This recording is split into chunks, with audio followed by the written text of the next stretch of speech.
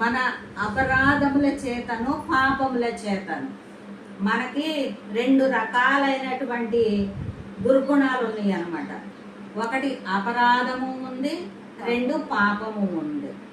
మరి పాపము ఆది తల్లిదండ్రుల ద్వారా ఆజ్ఞ అతిక్రమమే పాపముగా వచ్చి అది మనల్ని ఏళ్తుందన్నమాట.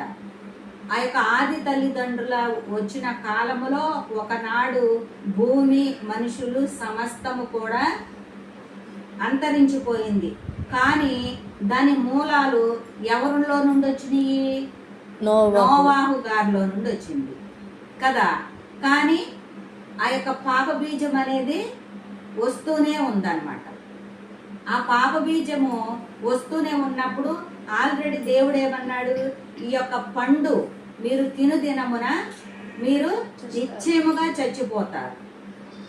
చచ్చిపోవడము అంటే శరీరము చనిపోవడం కాదు, మన ఆత్మ చచ్చిపోతుంది అన్నమాట. మన ఆత్మ ఆల్రెడీగా చనిపోయింది. జీవింప చేసినటువంటి దేవుడు మనకిచ్చినటువంటి ఆత్మ చచ్చిపోయి ఏమైందంటే అది నరకానికి వెళ్ళిపోయేటువంటి తీర్పులోకి వెళ్ళిపోయింది అనమాట.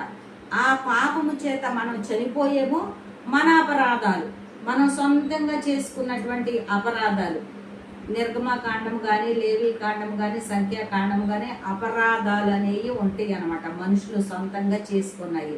మనిషి అపరాధము చేసినప్పుడు అనేది దేవుడు మోషేతో మాట్లాడుతూ ఇలా చేసినప్పుడు ఇలా చేయండి, ఈ అపరాధానికి ఇది, ఈ అపరాధానికి ఇది అని చెప్పని మనం సొంతంగా చేసుకున్నాయి ఇస్తాడనమాట, ఆజ్ఞలు ఏం చేయాలనేది.